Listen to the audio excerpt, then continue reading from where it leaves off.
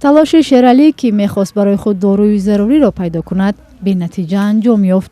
دارو فروش او را نفهمید. برای دارو گرفتم برای سردرد، اما آنها مرا نمیفهمند. پول را میپرسند نمیفهمند آدم‌ها.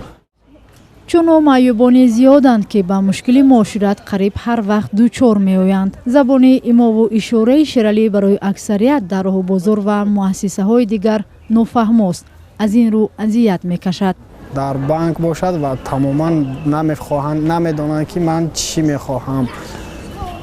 همه آدمان نه که مشکلی مرا نمیفهمند. با آنها در دفتر یا اینکه در یگان چیز نویسنده نشان میدهم و بعد آنها مرا میفهمند، کار من آسان میشود. مشکل افراد ناشنوا در جامعه تاجیکستان ندانستن زبان ایما و اشاره آنهاست. این است که در بیشتر موردها آنها خود را از جامعه کنار میگیرند. مشکلات اساسی در دانشگاه برای من یعنی روبردار نمودن، به ترجمان بودن و در اگزامین ها یعنی در امتحان های دولتی مرا نگاه نمیکنند که اهمیت نمیدم. با توجه به مشکل شیرعلی و هزارها افراد دیگری لالو ناشنوا در کشور، جمعیت ناشنوایان تاجیکستان از حکومت خواسته است زبان ایما و اشاره دولتی شود. چون که زبان ایما و اشاره را باید هر یک آموزگار، معلم و هر یک پدر و مادر باید در سطح ضروری داند و باید با کودکان در سطح ضروری معاشرت کند. برای همین از طرف دولت همچون اعتراف کردن این زبان به نفع همین ناشنوایان روانه کرده باشد.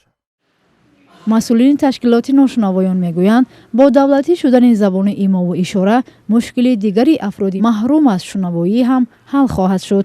وقتی که همچون زبان قبول میشد، دولت وظیفه دار میکند همه دانشکده ها و همه مؤسسه ها را که یکم نوبت اینها باید با ترجمه ها تامین کرده شود. دومش مثلا هر یک ناشنوا در یک سال مثلا تا 25-30 ساعت حقوقی یعنی گرفتن ترجمانی به پول، یعنی همین مبلغ باید از طرف دولت پرداخت کرده شود. شماره ناشنوایان در تاجیکستان امروز بیش از 30,000 گفته می شود. تنها در مکتب اینترنت ها و مؤسسه های تحصیلاتی مخصوص بیش از 1000 نفر تحصیل می نمایند. تعلیم زبان ایما و اشاره از سال 2010 بر نقشه تعلیمی وارد گردید.